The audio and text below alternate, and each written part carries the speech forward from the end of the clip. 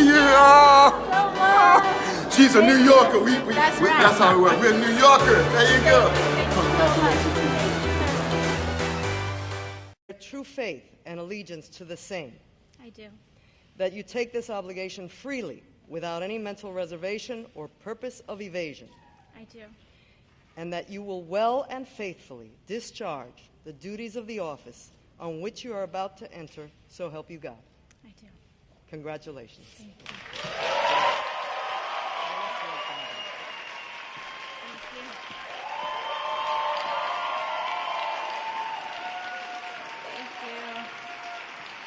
Thank you. Thank you, everyone.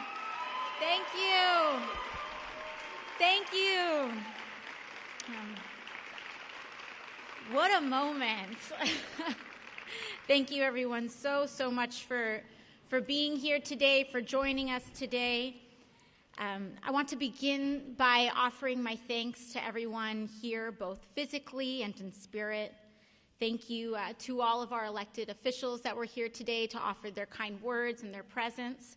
I cannot thank you all enough. Thank you to our local community leaders and organizers, Samelis Lopez and Aisha Gomez, for their remarks and for their continued work and leadership in the community. Thank you to our ASL interpreters who are expanding the access here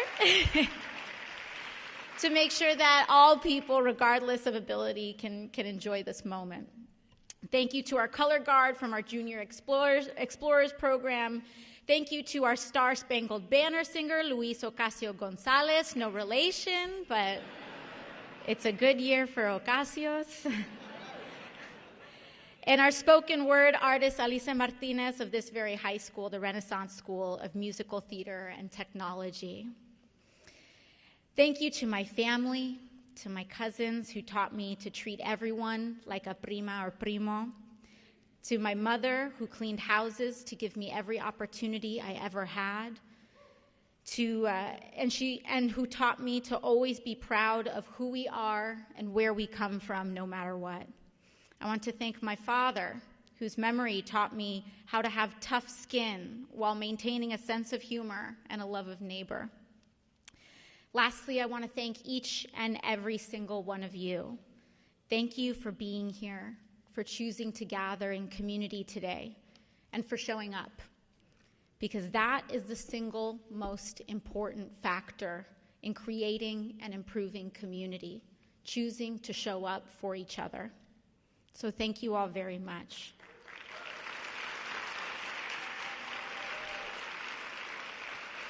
Gracias a todos por venir aquí hoy. Gracias por ser presente, y quiero agradecer a cada uno de ustedes. Gracias por estar aquí, por elegir estar hoy con la comunidad y por hacerse presentes, porque ese es el factor más importante para crear y mejorar a nuestra comunidad. El elegir estar presente el uno para el otro. Gracias.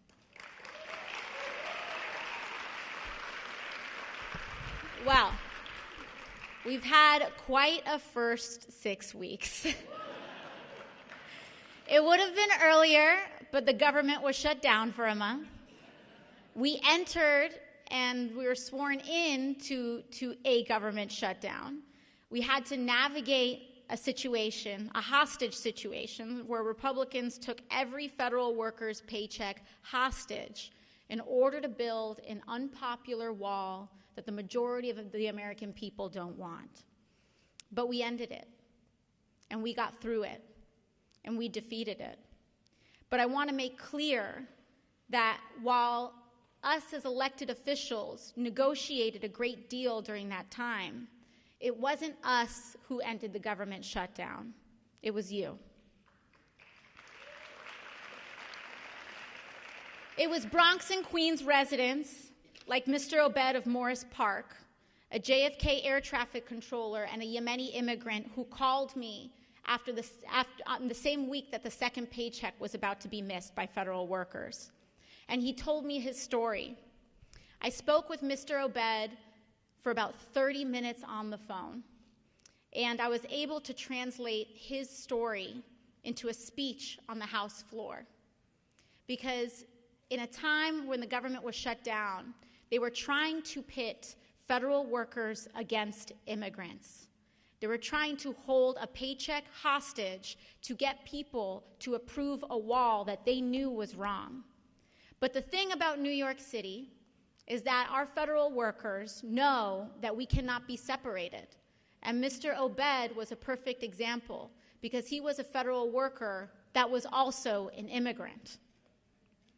We know that these issues, economic, social, and racial, cannot be separated apart to split us apart. We have to reject those binary choices outright. And when we told that story on the floor of Congress, it very quickly became the most viewed video on C-SPAN by a House member of all time.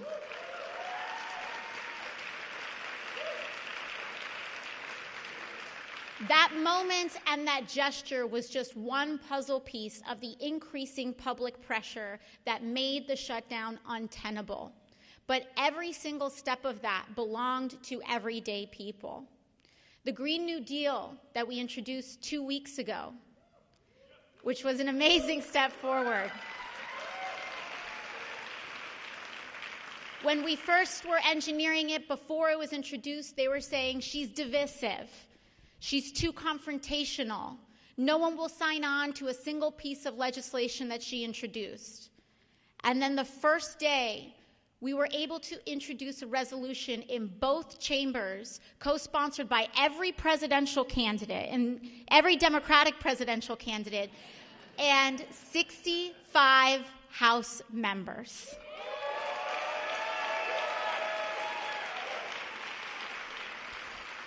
And I'd also like to thank my colleague Adriano Espaillat, Congressman Espaillat from the Heights here, who was one of our early co-sponsors as well. Now that number has climbed to 84 co-sponsors in the House in just 1 week. That is what the power of the people looks like. Because the Green New Deal is not my legislation. The Green New Deal is the legislation of indigenous communities in the United States. The Green New Deal is the legislation of the residents of Flint. The Green New Deal belongs to the people of Puerto Rico. The Green New Deal belongs to the coal miners in West Virginia. It belongs to the victims of wildfires in California. And when we center our communities and allow them to lead, anything is possible.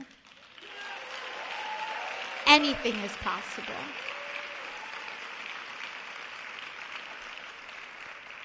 Last week, we actually had the passing of the longest-serving member of the House in American history, John Dingell. Representative John Dingell came of age and saw FDR sign critical elements of the New Deal into law. He served for decades in the House, and he had passed away last week, and the House chaplain was presiding over his funeral. And one of the things that he said that I thought was very important was that something that Mr. Dingell understood, something that I think many progressives understand, that those that operate in the legacy of the New Deal, of New Deal Democrats, but also progressive activists and frontline activists alike, is that we do not have power as elected officials. We hold power as elected officials.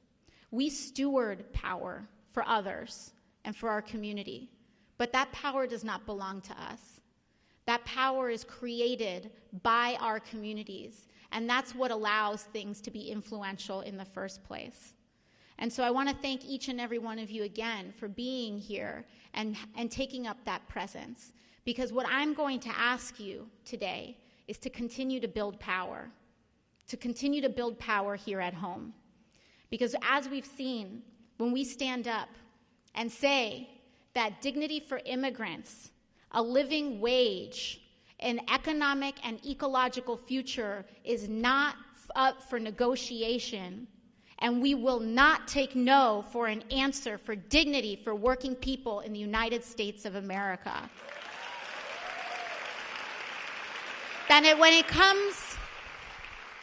it comes to our right to health care, our right to migrate, our right to live, our right to be paid a dignified wage, we will not take no for an answer. We will not take no for an answer. But the only way that we can get that done is with the wind at our backs, with the power generated by community. So I want to ask you for 3 things today. And the first thing that I'm going to ask you for is to be brave. I want you to be brave with us, because the only way that we can continue to push the issues forward is if we're unafraid to speak truth to power and to stick to our guns. Because what is right is not always what is popular, and what is popular is not always what is right.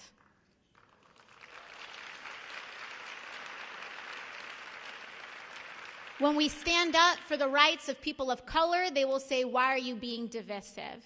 When we stand up for the rights of immigrants, they'll say, what about us? And what we are here to do is reject the zero-sum mentality that another person's gain must necessitate another's loss. We reject that world. We reject that world, we reject that form of economics, we reject that form of politics. We do not have to reject economic growth for social dignity and vice versa. We can have both. We can have both.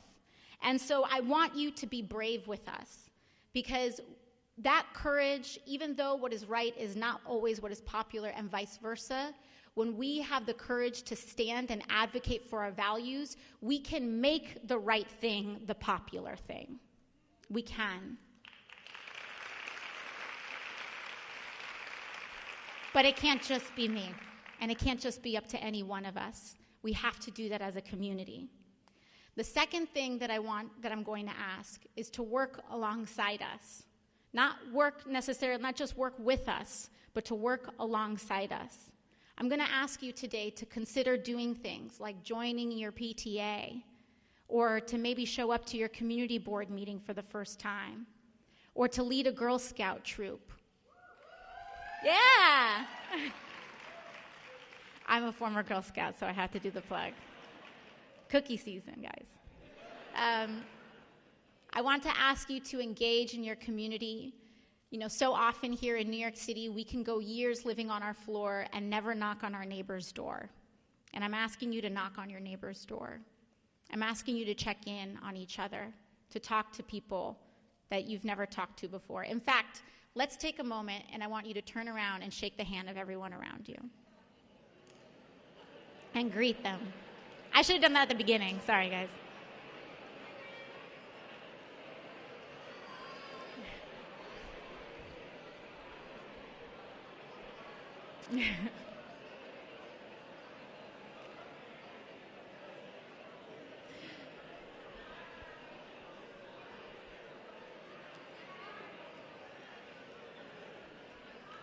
And just like that, we can create community.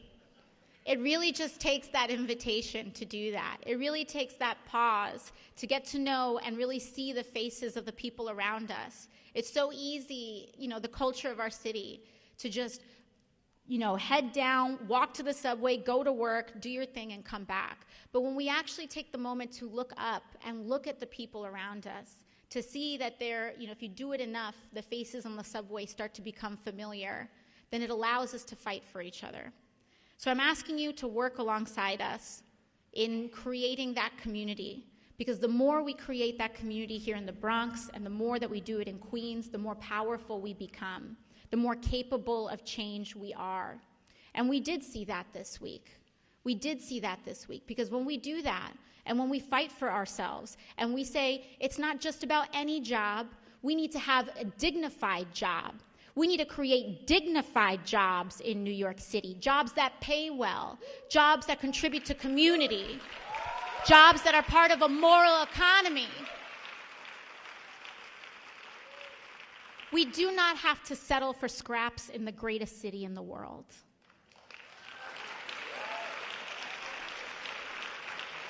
We do not. We deserve more, and we can ask for more, and if people don't want to negotiate, that's their problem, not ours.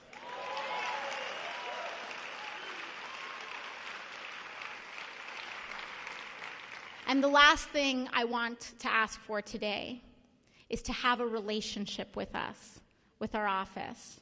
You know, I want to recognize all of the folks from our office that are here today, starting with our district director. If you could stand up, Maribel, Shoika, Noreen, Dan, Claudia. Stay standing if you guys can.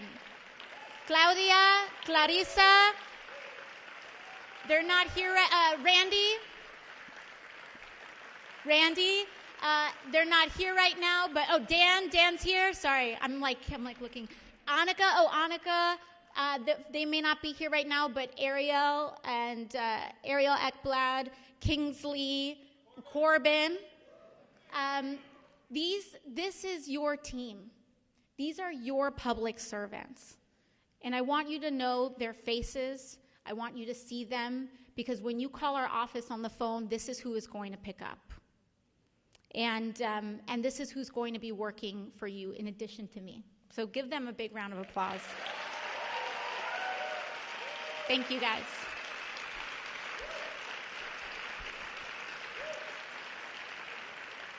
Because we're all in this together, and so what I want to ask you all today is to have a relationship with us. Because, you know, things happen in the news, this, that, and the other. If you ever ask, why is she doing that? Pick up the phone and call us and ask. Because our job is to prioritize our constituents and our community first. We get like 3,000 voicemails every weekend, but most of those are not people from the Bronx.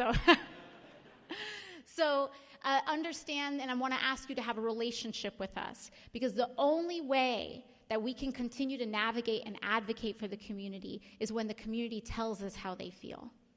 So, you know, don't make it a big to-do. Don't get nervous. Know that the people who are going to pick up, our job is to listen, and our job is to advocate and to connect. So invite us to your local events, invite us to your block, invite us to your PTA, invite us, and we will invite you. And so I just want to let you all know that we do have that plan charted out. We're going to be committing to having a town hall every month as long as it's logistically possible.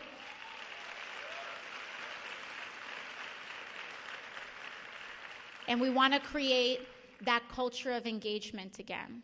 You know, we're going to be setting up 2 district offices, one in Queens and one in the Bronx. And I'm really excited for this. And I want to thank the community for their patience in that as well, because what we decided to do was, instead of simply continuing in the older spaces, we were going to create 2 brand new community spaces for each borough. And so Noreen and Maribel have been really taking the lead on that. I thank them both. That's what our mural contest is for. So if you have anyone, whether younger or older or whomever, of artistic talent, you know, we're inviting you all to kind of bless these spaces with your art. And so thank you all again so much. Create that community. Be brave alongside us. Be unafraid to advocate for issues that perhaps may be controversial today, but 30 years from now, your children and your grandchildren are going to be thankful that you stood up for what was right. So thank you all again so much, and I'm so looking forward to the next 2 years that we have together. Thank you.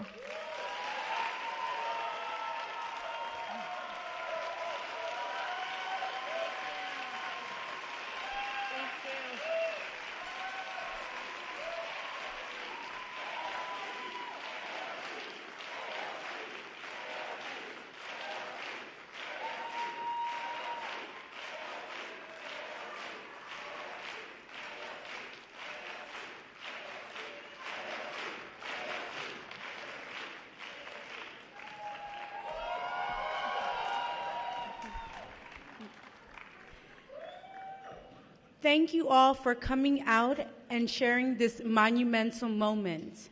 And thank you all to the presenters for making this day so special with your presence. And special thank you to Alexandria Ocasio-Cortez.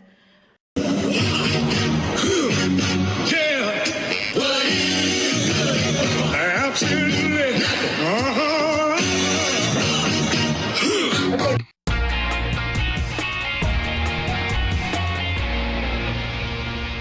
Thing one. one tonight. It has been quite a thing indeed to watch how all the boys in the GOP are behaving around the new girl on campus, Alexandria Ocasio-Cortez. They are obsessed. They are obsessed with her outfits, apparently too nice for an advocate for the working class to wear. One conservative writer even tweeted a stalker photo of the congresswoman taken from behind the halls of the Capitol with a snide comment about her jacket and coat. She's been mocked in right-wing circles for saying that she couldn't afford to rent an apartment in Washington until she started receiving her congressional salary. Median rent in D.C. is $2,700, by the way. And then yesterday, the first day of the new Congress, when Alexandria Ocasio-Cortez stood up and voted for Nancy Pelosi as Speaker, a bunch of those boys on the Republican side booed at the sight of her. Ocasio-Cortez, Pelosi, Olsen. You can see her mouth an exaggerated "sorry guys" there. And later in the day, she clapped back on Twitter, writing, "Over 200 members voted for Nancy Pelosi today, but the GOP only booed one, me. Don't hate me because you ain't me, fellas." That was a pretty sad display by the grown men of the Republican Party, and a weird one, I will note. But now somebody has unearthed an old video of Alexandria Ocasio-Cortez in college, and people have truly lost their minds. That's thing 2 in 60 seconds. Congresswoman Alexandria Ocasio-Cortez is living rent-free in the minds of many conservatives, and so when an old video of her as a college student emerged, some of them darn near lost their minds. Prepare yourselves. We're going to show some of it here. Oh my God, she's dancing. She is dancing. The silly video was made by a group of student ambassadors at Boston University. They showed it at a hockey game that season and during orientation. Ocasio-Cortez and her classmates were playing homage to the classic 80s movie The Breakfast Club, doing all the same famous dance moves from the famous scene in that movie. This was supposed to be an attack on the Congresswoman, a humiliating leaked video. The Twitter account that first published the clip, wrote, quote, "Here is America's favorite commie know-it-all acting like the clueless nitwit she is." But most people, I should say right and left, have had a very different reaction. Charlotte Alter writes, "I keep rewatching the AOC dancing video and can't find the problem. She's having fun, has friends, likes music." And this from Ilan Gale, "It's hard for me to figure out why AOC would or should feel embarrassed about videos of her having a good time and dancing in high school," it was actually college, "when Paul Ryan took these photos while running for vice president." AOC herself seems to have taken it all in stride. "I hear the GOP thinks women dancing are scandalous. Wait till they find out congresswomen dance too."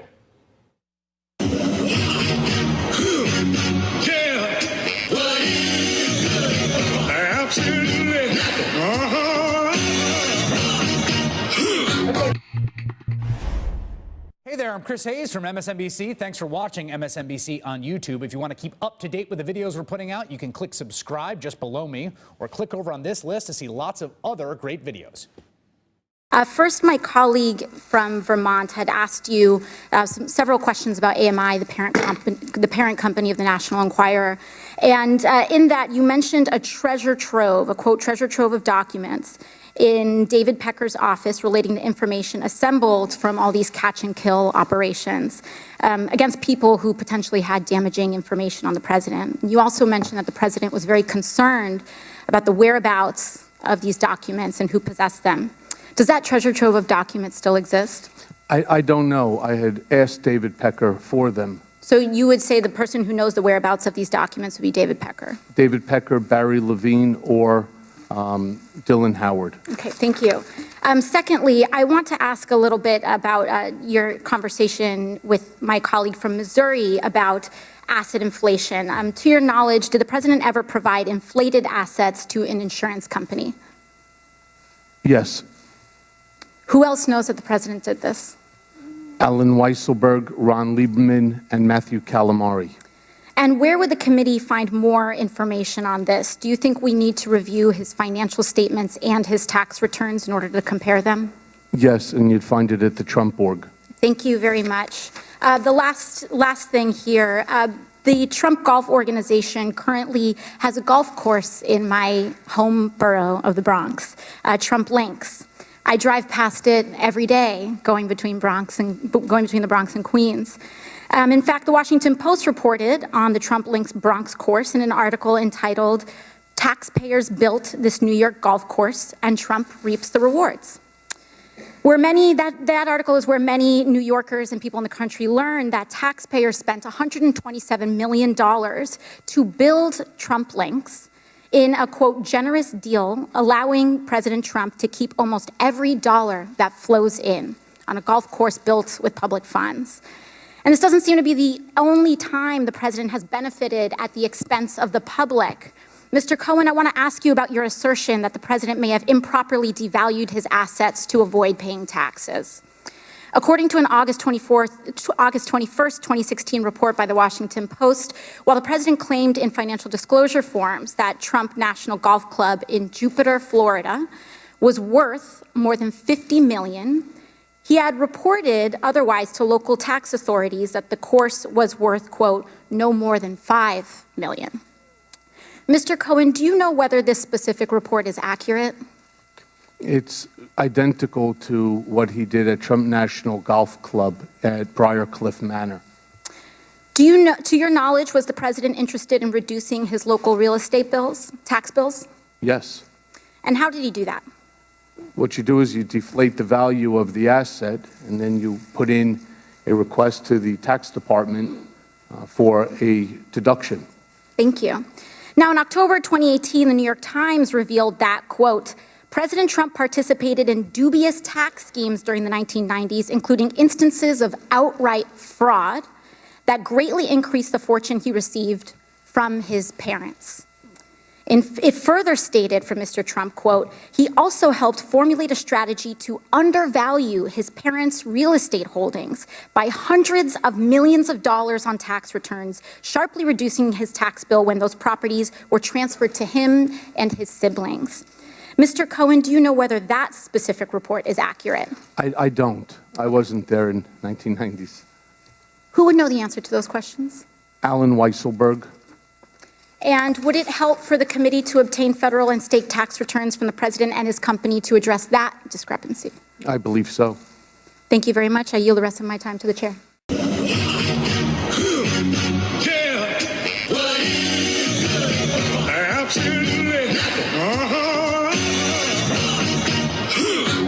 I want to touch back on my editorial at the top of the hour. I want to bring in Senator James Langford, Oklahoma Republican and old friend of the show. Mr. Senator, welcome back. It's good to see you again, sir. Great to see you again as well. Look, we've got a fantastic economy. We won on Mexico tariffs. Seems like there is so much that Congress could now get done, but nothing will be done because they're all about impeachment. You must be very frustrated, because we are. It is exceptionally frustrating to be able to watch the House of Representatives right now focus on everything wall to wall on investigations and on impeachment and trying to build a foundation for impeachment when we have quite a bit that we can get done. So let's focus on what we can get done. What has to be done on the House first is the USMCA trade agreement. Constitutionally, because it has revenue in it, it has to begin in the House. And so we're looking forward to when that trade agreement is in their lap, they actually take up real legislation that can help the country and help farmers and help business all over the country. Let's get that resolved as quick as we can. Yeah, that absolutely has to get done. And if the Democrats hold it up, that would be very, very bad for our economy, Mexico's economy, and the whole concept of diplomacy. I mean, you don't think that they would hold it up, do you? So what I can't tell yet is if they're going to hold it up based on they don't want the president to get a win. But the USMCA agreement's not about the president getting a win. It's our country getting a win. And so long term, I hope that they're thinking of the best interests of the country, not just trying to do a political attack on the president himself. But this would stabilize trade in North America. It's extremely important to be able to get that back to stable again. We want to get to low or no tariffs in as many different places as we possibly can. Is the Republican Party absolutely solidly behind President Trump with his use of tariffs as a weapon against other countries which we want to influence? They're solidly behind him in negotiating trade agreements. They're not solidly behind him in the use of tariffs in every location. I'm one of the folks that say we need to get to low or no tariffs in as many places as possible. And when you're talking about raising tariffs in other places, long term, that hurts American consumers and it hurts our position. Now, if it's a short-term tool to actually get to a negotiation, to get to long-term low or no tariffs, we're fine with that to be able to do it. But if it's a long-term piece to say we're going to have tariffs for a long time, we'd like to get rid of those tariffs because where we compete worldwide with our products and with our labor market, we win. And so let's get back to that competition and let us win the game. Got it. I do want to get your take on Congresswoman Alexandria Ocasio-Cortez. She is in favor of congressional pay raises across the board. What's your thoughts on that, Mr. Senator? So I would say for a decade now, members of Congress have said no to any kind of pay raise on it. Quite frankly, I don't see anything coming out of the House right now that I look at and say that's been so successful, the American people would want to give them a merit bonus this year based on what they're doing out of the House. So no, I would not agree. Let's get us back to actually being productive again, and then we should go back to the American people and say, after holding on pay for a decade, let's see if we deserve it again. But I think productivity deserves a response, not inactivity. Yeah, productivity, yeah. Get paid for what you do as opposed to what you hold up. Senator, it was a pleasure having you on the show again. Please come back soon. You bet. Look forward to it. Take care. Thank you, sir. Thank you. Yeah. Absolutely. Mr. Ricci, the San Bernardino attack was labeled, the San Bernardino attack of December 2nd, 2015, was labeled as a domestic terrorist incident. Is that correct? I believe so. Mr. Austin, do you know the June 12th, 2016 Pulse nightclub shooting was also labeled as a domestic terrorist incident, correct? That's my understanding. Mr. Salim, when Dylan Roof, a 21-year-old white supremacist, entered the Emmanuel African Methodist Episcopal Church and murdered 9 African-American worshipers, was that labeled as an incidence of domestic terrorism? I don't believe it was, but there's no question that it was. So it was, in your belief as a leader in this space, it was an incidence of domestic terrorism, but it was not labeled as such. That's correct.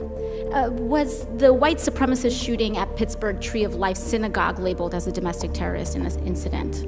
I'm not aware that it was, although then Attorney General Sessions came out and called it that, but the charges that have been brought to bear and are currently playing out in court are not ones of terrorism. So despite all of that rhetoric that we were hearing, they weren't actually labeled, these white supremacist incidents were not labeled as domestic terrorist incidents. And I really dug into some of these distinctions. What was labeled as domestic terrorism, what was labeled as a hate crime, and I could not help but, as much as I tried to dig in and explain, I could not help but feel and see that attacks committed by Muslim Americans were almost automatically labeled as domestic terrorist incidents, yet white supremacist shooting after shooting after shooting is not. And I can't help but come to the conclusion that these labels, what's being labeled as terrorism, is almost exclusively coming down to the identity. And it seems as though white men invoking white supremacy and engaging in mass shootings are almost immune from being labeled domestic terrorists in their violence.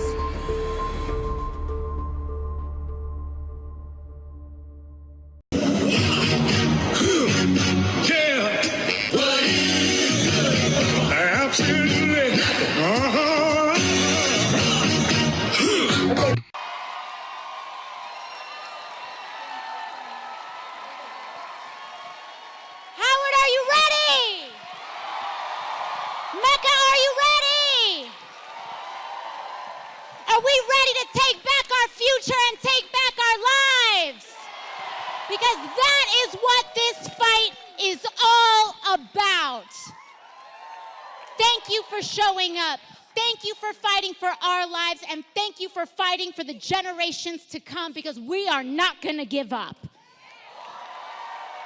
We are not going to give up on the fight to decarbonize our economy, to make sure that we live a sustainable and just and provide and have a life and an environment that provides for all people, not just the privileged few. They gave me 2 microphones. I'm not sure why. Probably because I'm walking around so much. I want to thank you all so much for joining us today, because this is truly a call to organize. And I'm gonna transition here.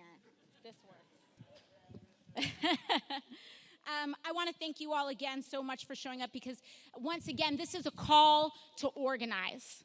This is a call to reorganize and to make sure that we are fighting for a just economy, for a just society, a just environment, and a just future for the United States of America and the world.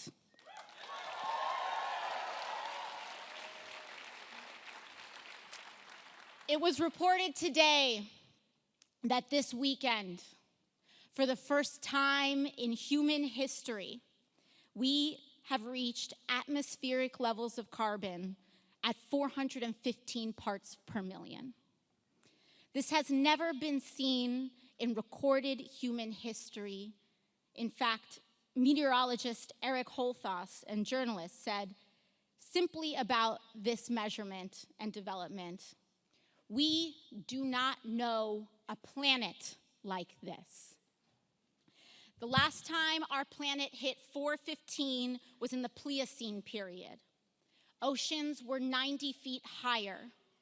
Bacteria and diseases we have never seen before roamed the earth. Humans did not exist. We have never seen a planet like this. And a planet like this is exactly what we are going to get. And it is exactly what we are going to inherit from previous generations if we do not act positively now.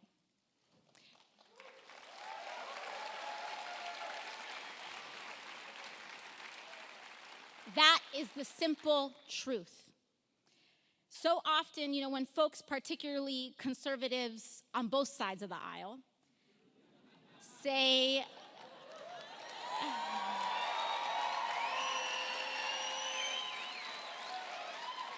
when they say that calling for a Green New Deal is, quote, too much or too extreme or too radical, no middle ground is right. Because I'm always curious, but I'm always curious when they say that, oh, it's too much. What do they actually mean by that? Is 100% clean and renewable energy too much? No. Is fighting for dignified jobs that pay people enough to live too much? No. Is proposing a solution on the scale of the climate crisis to solve it too much? No. No. But let me tell you what's too much for me. Here's what's too much for me. What's too much for me is politicians looking and allowing babies' blood to get poisoned in Flint for corporate profits. That is what is too much for me. What's too much for me is coal barons coming up to Washington, D.C., demanding bailout after tax break after bailout for themselves, and then not even paying their own miners' pensions and their own miners' health care. That is what is too much for me. That is too much for me. What is too much for me is the fact that ExxonMobil knew exactly that climate change was real and man-made as far back as 1970, and instead of being part of the solution, they paid millions of dollars to lobby and lie and confuse the American public about it, endangering generations to come. That is too much for me. What is too much for me is the fact that in 1989, the year that I was born, the year that many of us were born, and in years after and right before, that politicians were first informed by NASA, that Congress was first notified by NASA that climate change was going to threaten my life and everyone here's life to come, and they did nothing. That is too much for me.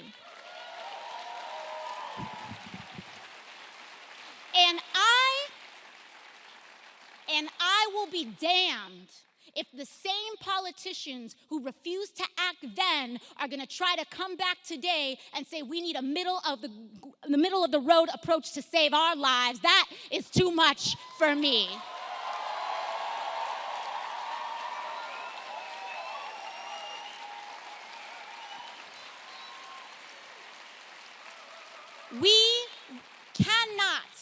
We cannot, and we will not accept anything less than a solution to save ourselves, and that's exactly what this is.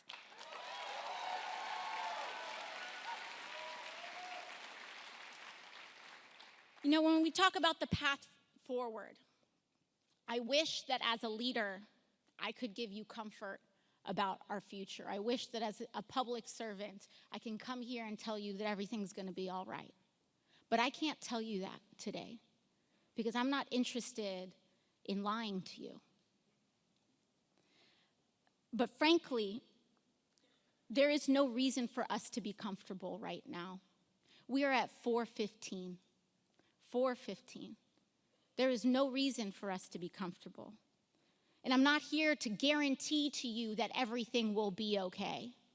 But what I am here to say is that we must try. We must try. I am not here to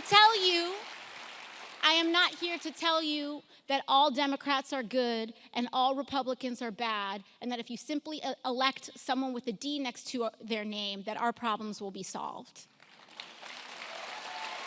I'm not here to tell you that either. Because I've been in that chamber. I've been told from people on both sides of the aisle that we need to frack more, and that we need to build more pipelines, both sides of the aisle, which is why, but that is why we need you. Because with your help, with your insistence, with your organizing, with your demands, with your voting, with your mobilizing a broader electorate than we have ever seen before in American history, we do not have to go down that path.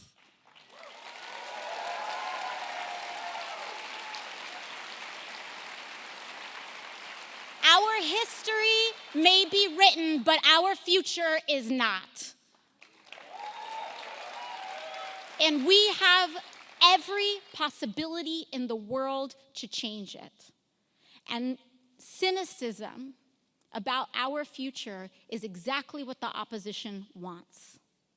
It's exactly what they want. They want you to think that it's too late. They want you to think that the future is pre-written. They want you to think that the power is too far imbalanced. And I'm here to tell you that all of those things are false.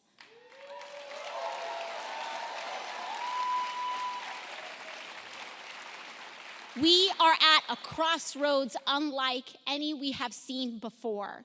But the good thing is that the average everyday person has never been more powerful in human history than it is today. Never been more powerful. Between our abilities to educate ourselves, educate others, the abilities to win over our families, to have these conversations, to register and get people to the polls, to have people organize around issues, to elevate our collective consciousness about our racial history, about our nation's history, about our science, about everything that is bringing us to this moment. We have never been more powerful, and big money has never been weaker, and that is exactly why they are fighting so hard against the Green New Deal. We are at a precipice. We are at a critical precipice. And the reason why you hear constant disinformation, targeting, screaming, crying, storytelling about the Green New Deal is because they know how vulnerable they are. If they didn't, they wouldn't be doing this. If it really was just a silly little fairy tale, then they would have just let it rock. But they know the electoral and the knowledge and the actual organizing energy that is behind this. Because no one wants to leave a poor and worse earth for their children to inhabit. Not a single human being. And for years of denial and years of abdication of leadership and responsibility, we finally are stepping into that void, taking our future for ourselves, and we will change this country, and we will change the future to be more just. Because the logic that we are fighting against right now, this is not just about putting solar panels on our homes. We are fighting against a logic that says poisoning and giving communities cancer is okay if an oil company can post a Q1 profit. And we're here to say no more.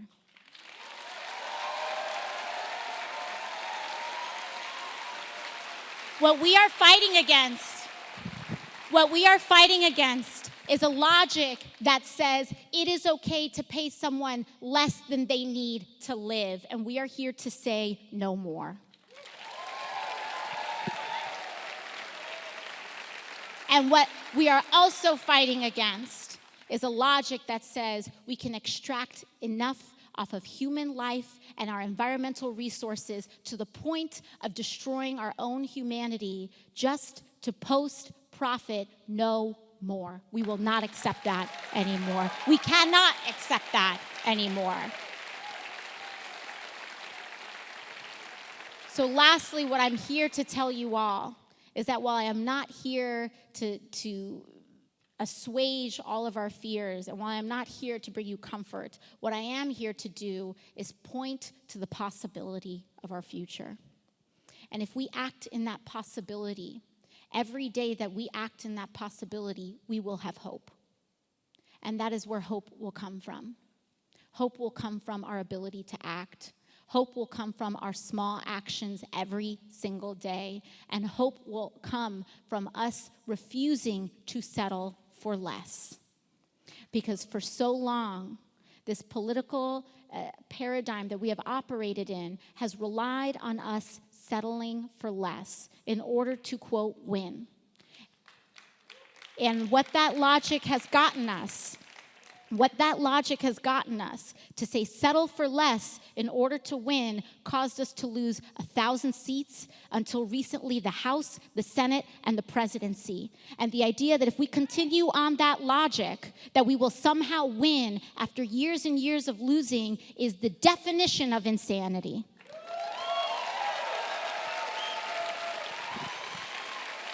We cannot allow ourselves to be bullied out of our values anymore. And we do not have to be scared by demanding a living wage, by demanding health care for all people as we transition to an economy that is decarbonized, sustainable, and just for every American.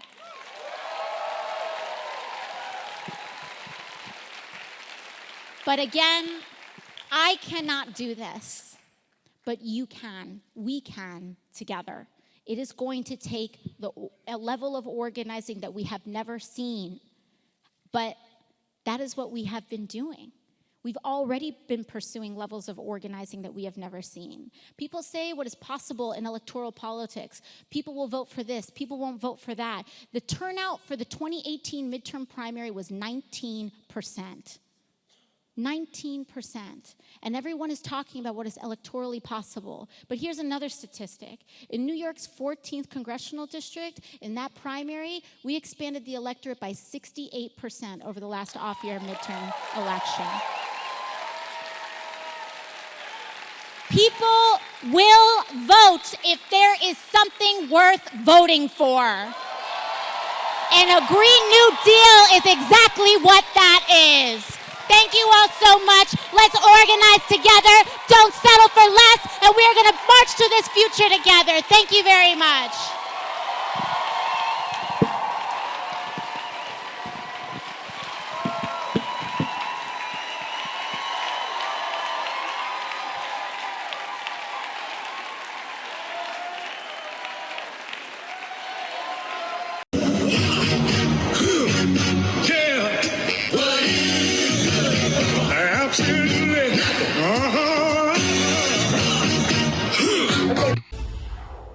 Those Democrats who are breaking ranks, they don't view AOC as their boss. They don't want to be called a puppet of Nancy Pelosi.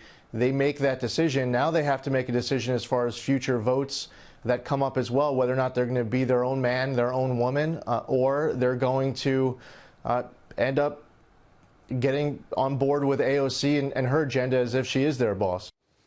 New York Congresswoman Alexandria Ocasio-Cortez reportedly warning moderate Democrats their names will be added to a list of primary targets if they vote with Republicans. This after more than 24 Democrats voted for a Republican amendment in a gun control bill. Joining us now is a Georgia Congressman, Doug Collins, ranking member of the House Judiciary Committee. Congressman, thank you for being here this morning. So what do you make of this warning? Glad to be here. This reported warning from Alexandria Ocasio-Cortez to her colleagues. Well, it's amazing to me. Number one, I did not know she was co-speaker with Nancy Pelosi, but undoubtedly she has risen to that rank of threatening people who don't follow the party line or her liberal socialist agenda. It's interesting to me also, though, that when I first went to Congress, I was always told that I was representing the district in which I came from. In fact, by the way, those are the only people that have cast votes for me. And so when to have the speaker and to have the another freshman tell me that I'm going to be threatened with a primary or I'm going to have support withheld, that's a really scary proposition for these members who are trying to represent their districts. And, you know, we're going to see what's happening. They have trouble with their own agenda. I can't help it if they put bad law up to be voted on. They're the ones putting that up, not us. Well, this was Alexandria Ocasio-Cortez taking it a step further from Nancy Pelosi, who said, quote, "We are either a team or we are not, and we have to make that decision." What does this tell you about their party heading into 2020? It tells me that they're completely fractured. It tells me that, and also it's very concerning, and frankly, just from another perspective, I think the Ethics Committee would be interested that a lot of this conversation about support from the DCCC and also being primaried was discussed inside the Capitol. So this is, there's issues here that we're seeing it boil over to where they don't know what their agenda is. They can't keep everybody on the same page. So looking ahead to 2020, what is their agenda? They have one. They're furious at this president, and they're mad about the direction of the country, which the economy is actually doing well. That's going to be very difficult for them to maintain as they go through the next 18 months if all you're doing is trying to fly with blind rage and everybody has to walk the same line. But she has proven, and going back to Ocasio-Cortez, she has proven to have some star power in her own party, and she faces some criticism within the Democrats that have come out and spoken out against some of her very, very far left-leaning policies. But you've seen a lot of support for the Green New Deal, for example.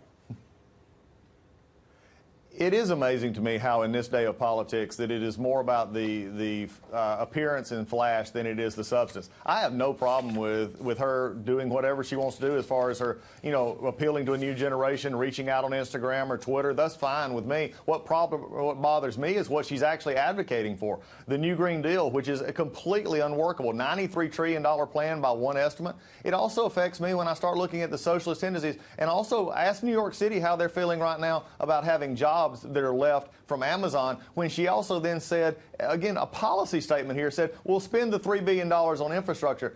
She didn't even understand that it wasn't $3 billion sitting in the bank. It was about the jobs that were coming and the tax credits going to be offered. I have a problem with her policies. She can be a star all she wants to be, but I think in our party, I would rather be a star on policy than a star on flash. All right, so that being said, how do Republicans run against this?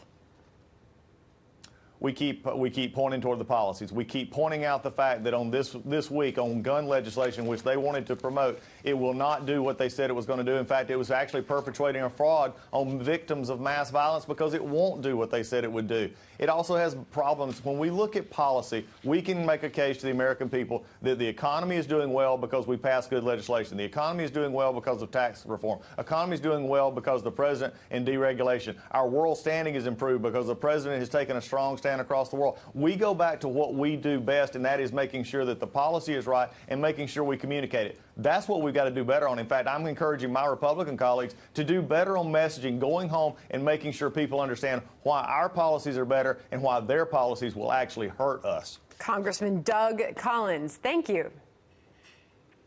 It's always good to be with you. All right, thank you. Yeah. Absolutely. Let's play a game.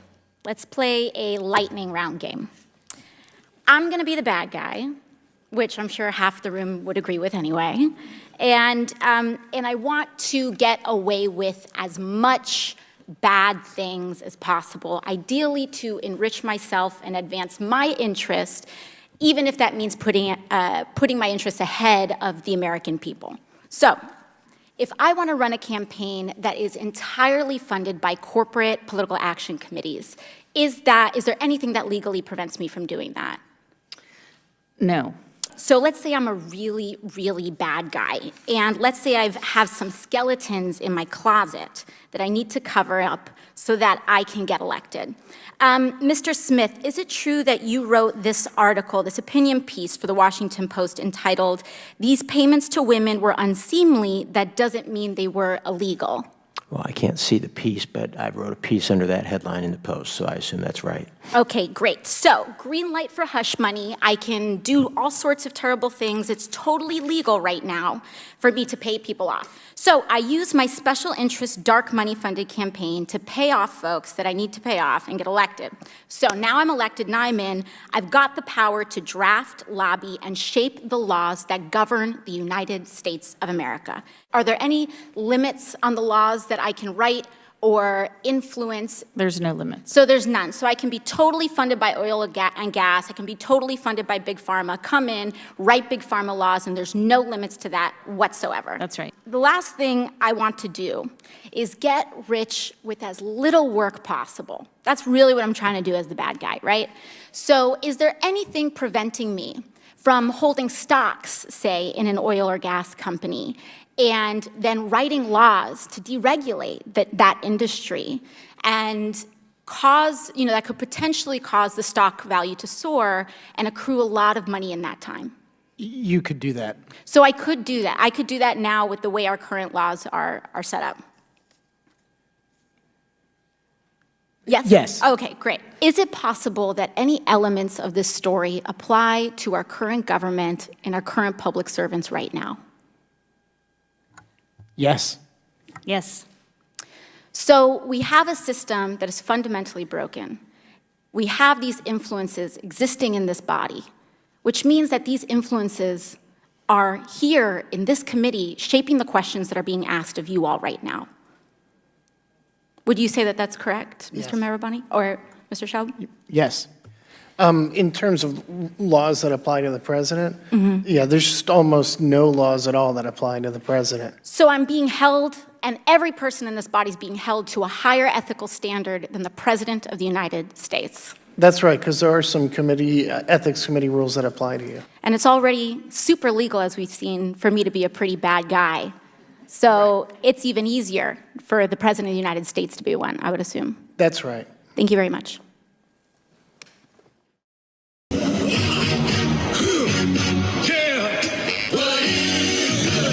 Absolutely.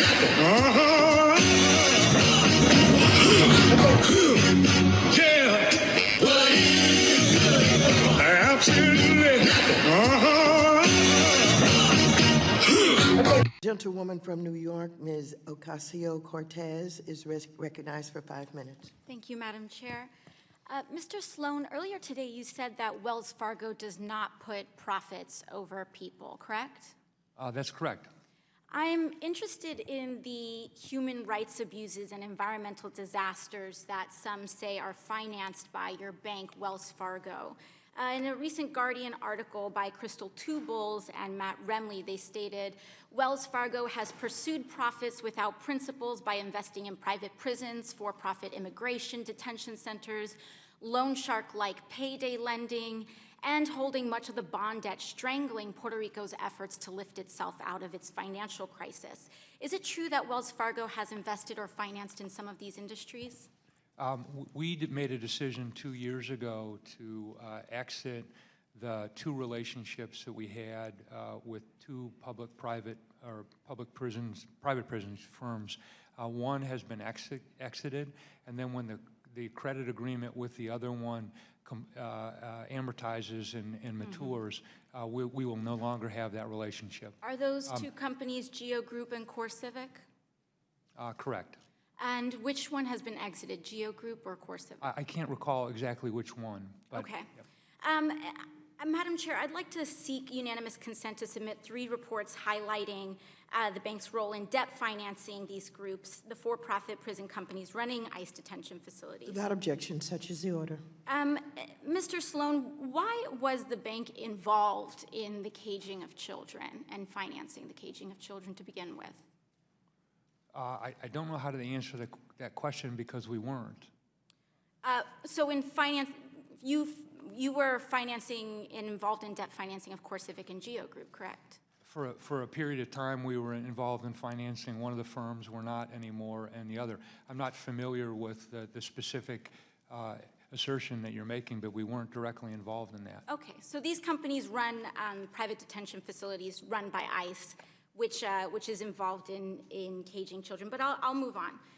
Mr. Sloan, Wells Fargo was also an investor, and a major investor in the Dakota Access Pipeline and the Keystone XL pipelines. They were prime investors and lenders to companies building these pipelines in defiance of Standing Rock Sioux's treaty rights to protect its water and sacred lands. They warned early on, the Lakota Sioux warned early on that the pipeline was unstable and bound to leak. Despite that, it was built anyway, and it has leaked at least 5 times. And the Keystone XL in particular had one leak that leaked 210,000 gallons across South Dakota. Since Wells Fargo financed the building of this pipeline in an environmentally unstable way, why shouldn't the bank be held responsible for financing the cleanup of the disasters from these projects? Which pipeline are you referring to? Either, So we were not involved in the financing of the XL pipeline.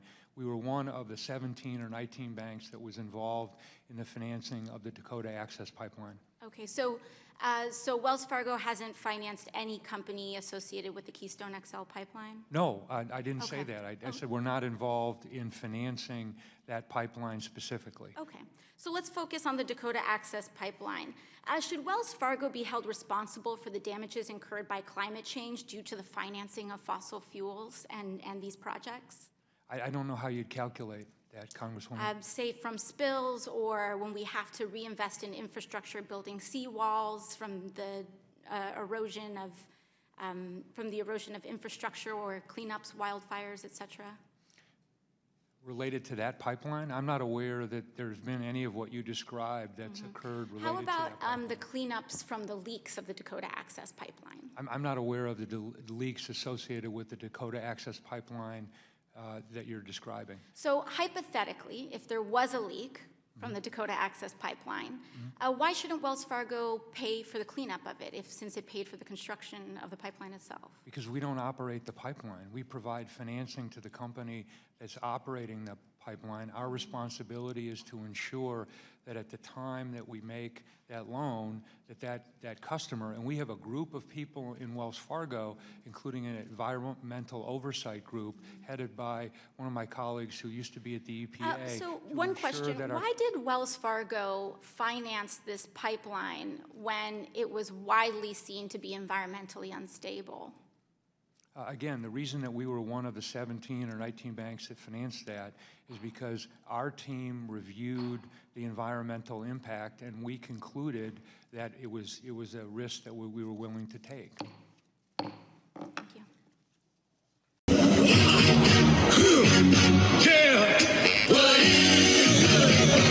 absolutely. Ms. Ocasio-Cortez, strike the word. Thank you. So many of our folks across the aisle think that this is a debate about whether we should be asking who is a citizen or not in this country. The census is a constitutionally mandated operation that we are required to implement every 10 years. It is one of the most vital and sensitive things that we do in our government. Any change to the census, any addition of a question, usually takes 5 years of a process to make sure that it is vetted, that every word has been tested, to make sure that it is effective, because it is one of the most important things that we do. So it's not that this is not about whether or not I want to know who is a citizen in the United States or not. What I want to know is why this question was added, why 2 years have been shaved off of that 5-year process. I want to know why we have skipped every normal mandated procedure in testing how this question gets added in the census. I want to know why this question was magically added after we have seen that a political operative knew and detailed an intent to intimidate racial and immigrant communities for a partisan purpose, saying this will hurt Democrats and help Republicans. That's what I want to know. I want to know why Secretary Ross continued to meet with people of disturbing political affiliations after his own administration warned him to stop. He came right here and I asked him, did you continue speaking with him after this? He told me no, we had an email, and he did. He did.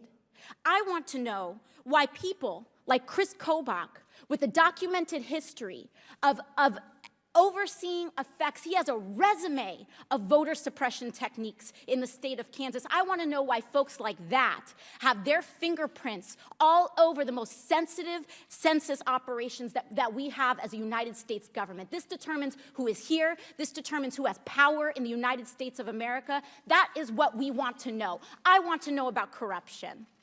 That's what I want to know about, the racism and the very disturbing history that we're seeing here. That's what I want to know. And so we gave the opportunity to ask. We asked, why are all of these things happening? Why is all of this connected? Why are there so many people, everyone from Steve Bannon to Chris Kobach, having their fingerprints and their political intent all over the United States Census? Why? And what did we get? Nothing. No response. Stonewalling, we're getting obstruction, we're getting a lack of answers. I don't want to issue a subpoena. Nobody wants to be in a position where you have to issue a subpoena of an administration official, because we are a co-equal branch of government, and it should be expected that when we ask a question, we get a response. But when we don't, we have to do our job. No one wants to be in a position where we have to issue a subpoena. But today, because of the Secretary and because of the Attorney General's refusal to cooperate with a co-equal branch of government, we have no choice. This is about the rule of law. This is about the respect of our institutions. And this is about the power of all of us as a body, as the United States Congress, and the integrity of the government of the United States. Thank you very much. I yield the rest of my time to the chair. The gentlelady yield. Let me say this to the gentlelady. Thank you very much for your comments. When I became chairman of this committee, I made it very clear that I took the issuance of subpoenas very, very, very seriously. I don't know if you know it, but in the past, we have had chairmen that have literally put out hundreds of subpoenas. We've put out very, very few. And we've been very, very careful for the very reasons that you just stated. We see it as a very, very serious matter. And you're absolutely right. We have come to this point. And we need to be very clear. You're right. This is our job. And I would consider it legislative malpractice if we don't do our job. We are not sworn to the president. We're not sworn to our party. We're sworn to the Constitution. And so I want to thank you for your comments. Yeah.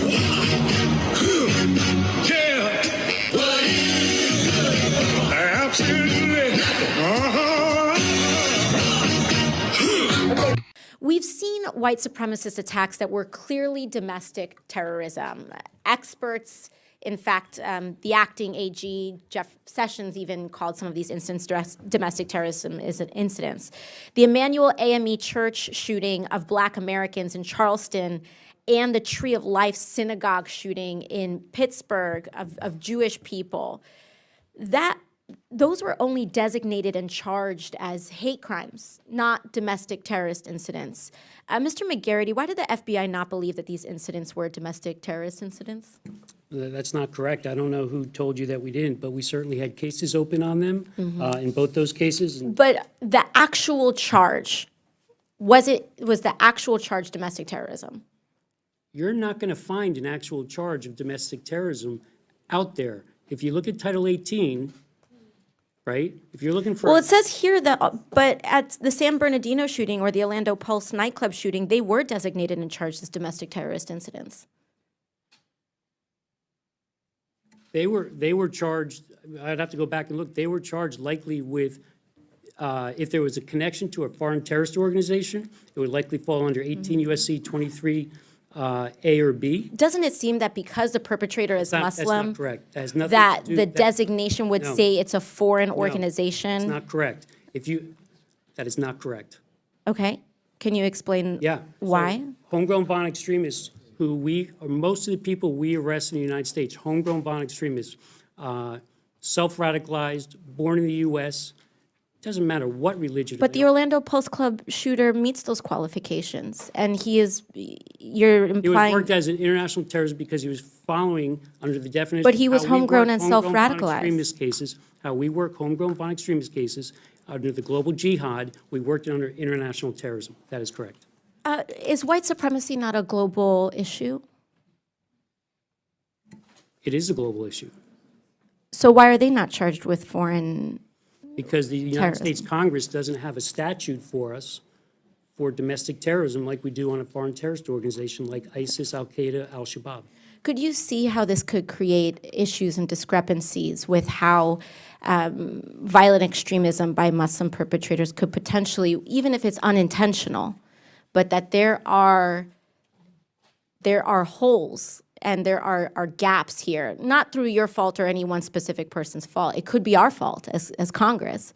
But could you see how one could see how the way that we are pursuing and charging white supremacy, particularly if they tend to be charged with hate crimes and where that same type of violence committed by a Muslim extremist could be charged with domestic terrorism. Hate crimes and domestic terrorism are treated and charged, they're different crimes, and they could be pursued differently with different resource allocations. Can you see how people would say that these are being treated differently? Predominantly, I would say, I'd have to go back and look, most of them are not hate crime charges on the domestic terrorism side. Okay. Thank you very much. I will now